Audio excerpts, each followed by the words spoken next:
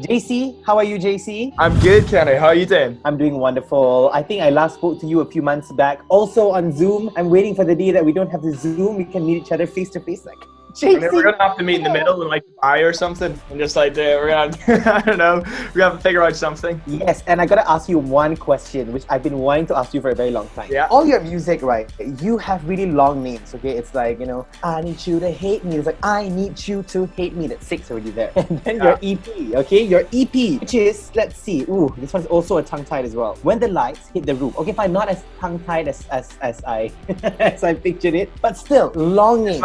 So the EP track, like the single off the EP, is a song called "Rest of My Life," and originally I wanted that song to be called "I Just Want Someone to Find." I just want to find someone that I can spend the rest of my life with. That's what I wanted that song to be called, and they said you can't do that. You see what I'm talking about, people? I was not exaggerating, not even one bit. Okay, I can't even say it in one go.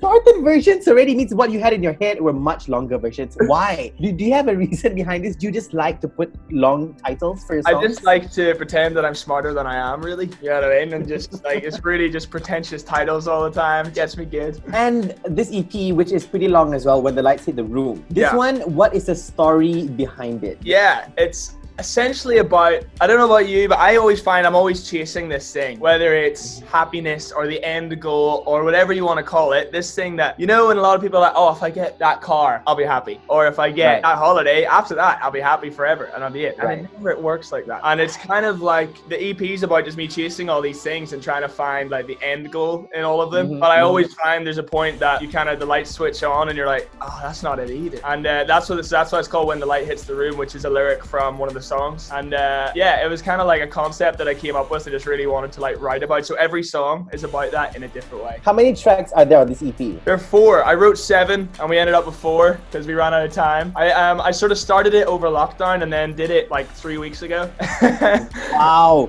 But yeah, I did it with a guy called Tom Odell, who's like one of my heroes. He's another musician from the UK. And I love Tom Odell. I love Tom Odell. Yeah, so since I was 15, I've been playing it. I learned to write songs, listening to him. So when I knew I had a week to do it, I called Tom and I'm like, do you want to help me with this? So we did the whole thing together, which is really fun. Yeah, I'm really proud of it. And yeah, first time ever releasing an EP after like 8 years of writing songs. And your highlight track from this EP is Rest of My Life, yes? Yeah. Why is it the highlight song? Is it very personal to you? Yeah, it was the first thing me and Tom ever wrote together, actually. And it was just about this feeling of, again, searching for someone. And it was a kind of about me first coming to London and like sort of going here, there and everywhere and going to bars and going out and just like trying to find myself in all these places and like actually coming to the conclusion that like this simple life was actually better. And I was like, I just want to find someone that I can spend the rest of my life with. So that's just like the track from the song, or the line from the chorus, sorry. Yeah, I really love it. It's really simple and it's just like says what it says, and I really like that. And who will relate most to this song? Ooh, I think,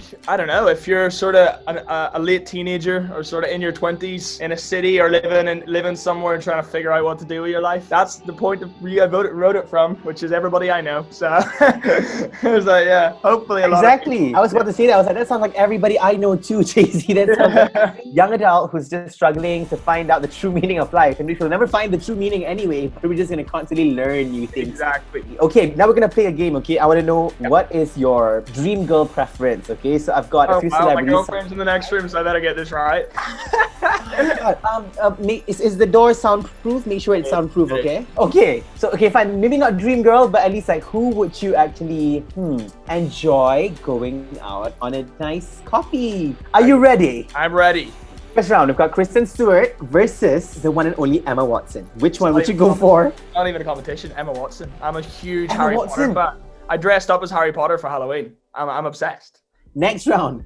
Between these two Blackpink girls, would you go for Lisa or Jennie? I think Lisa. Okay, Lisa. Okay, wait. This is Lisa, this is Jennie. So you go for Lisa, yeah? I think Lisa. Their music is so good, man. We gotta get the feature. Blackpink feature JC Stewart. Oh my god. That's the future. Guys, that might actually happen. You never know. Make it happen. Somebody can make this happen. Sure. It's law of attraction too. And the fact that he already mentioned it is first step to law of attraction. I like that. Blake Lively or Scarlett Johansson? Blake Lively, I think. Who's she married to? She's married to someone, isn't she? Ryan Reynolds. I can't compete. The Green Lantern. I can't compete with that. We're on the same page. It's okay. We're on the same page.